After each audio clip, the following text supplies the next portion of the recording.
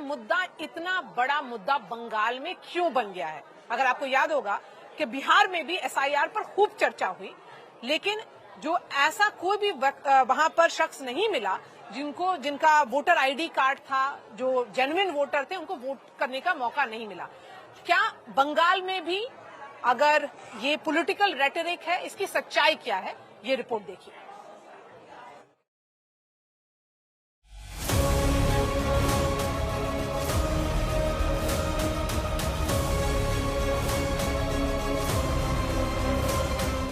बंगाल में कानून व्यवस्था और भय भूख भ्रष्टाचार बीजेपी का चुनावी मुद्दा है। ऐसे में जब से मालदा में न्यायिक अधिकारियों का घेराव हुआ, बीजेपी हर विपक्षी दल के गुनाहों का ठीकरा टीएमसी पर फोड़ रही है। इसके मुकाबले टीएमसी एसआईआर में वोट काटने का सवाल जोर शोर से उठा रही है, क्योंकि बंगाल में फाइनल लिस्ट आने के बाद 60,06,675 नामों को आशंका वाली लिस्ट में रखा गया। 700 न्यायिक अधिकारियों ने सुनवाई की तो 32,90,282 पास हो गए और 27,16,393 नाम फंस गए। And this is a situation where 27 lakh voters in Bengal still don't know whether they're going to vote or not vote. That's how serious the situation is. But no response from the Election Commission.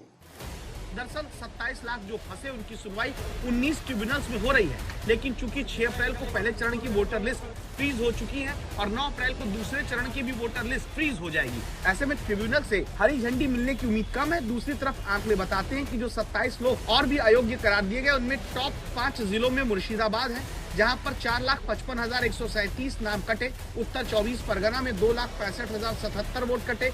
Malda में 5,88,657 vote कटा है। दक्षिण 24 परगना में 2,22,929 और पूर्वी वर्धमान में 1,50,540 नाम cut गए हैं। মালদাতে দক্ষিণ 24 পরগনায় নদিয়ায় উকুন বেছে বেছে নাম বাদ দিয়েছে, বাগদায় মতুয়াদের নাম বাদ দিয়েছে, হরিণঘাটায় দিয়েছে, সব জায়গায় দিয়েছে। এমনকি আমার ভবানীপুর কেন্দ্রেও 40,000 नाम केटे दिए। जब बंगाल में पंचायत चुनाव होते हैं, नगरपालिका चुनाव होते हैं, तो आप लोग क्या करते थे?